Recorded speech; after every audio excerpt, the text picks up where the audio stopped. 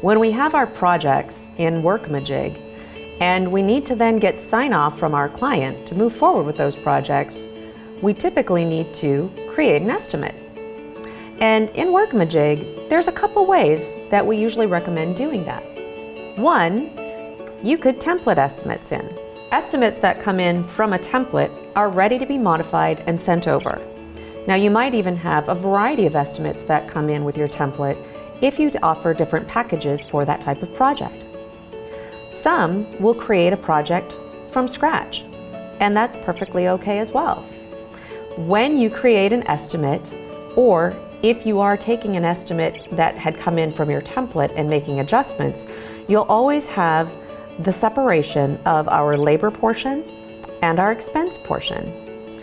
The labor portion will naturally bring in your workflow and your services.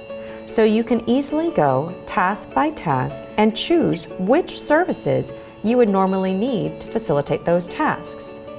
Now, if you're like me and you plan in your project and look at the schedule and make sure that everything's accounted for there, there's no need to go back in this estimate and go task by task again.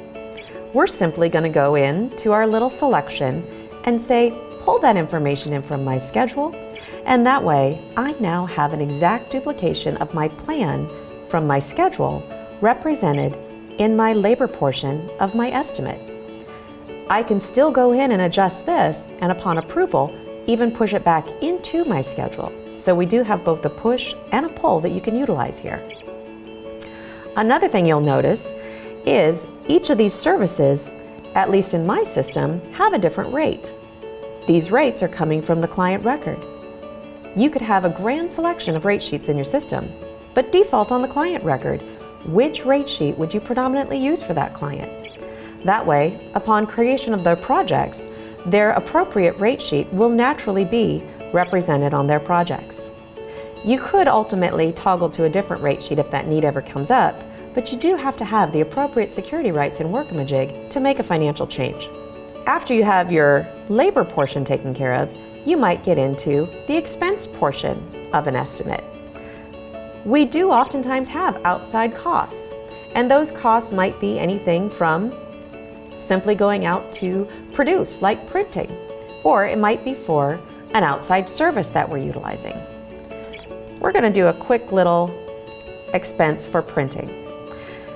Many times when you're going to a printer or you're going to go out and get estimates from outside sources, you may not know who we're going to use for this client's project yet. But if we know some of the details, for example, I might know I'm going to need 2,000 pieces, and I might know that traditionally when we do outsource printing, we mark it up 20%. Workamajig will then allow me to go ahead and create a quote request. And if I go to create a quote request, I can also apply spec sheets. So in this case, again, with printing, printers need to know more information than I just need to have you print something. They need to know sizing, types of inks, all those different variables. So you might have a print spec sheet that you're attaching. Choosing from my different vendors who I might want to send this over to. And just so you know, when we send this out, all of the vendors aren't going to see that you've sent it to variable vendors. They'll just see their information.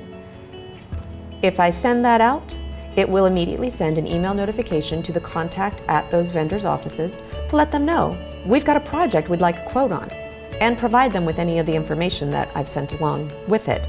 They can then respond right back into our Workamajig, and whether they provide us with just the simple value or even attach a digital copy of their quoting information, because many times our vendors would like to share with us how they came about with those numbers. We can then choose which of those quotes we'd like to run with for our client and tell Workamajig, go ahead and update my estimate. All of that information will then backfill right into my estimate, and I can now see what is the value of this project. I can also see what is my estimated profit margin if all goes as planned. Ultimately, I'll then be able to see how our actuals are coming in as that project's progressing, and that might vary based on who ultimately works on this project and what their cost factors are. When we want to then send this over to a client, I can definitely distribute this, and I can email it out of the system, I can download it and submit it as part of a package, or I could always print it out and apply it to a hard proposal package. Either way, what information we share and how we share that information is available for you to customize with our design tool. You can obviously make sure that the information is branded to match your firm with logos, fonts, other design elements, but different levels of transparency as well. Hopefully then we'll get the approval, and when that approval comes in, this estimate will become the budget for my project.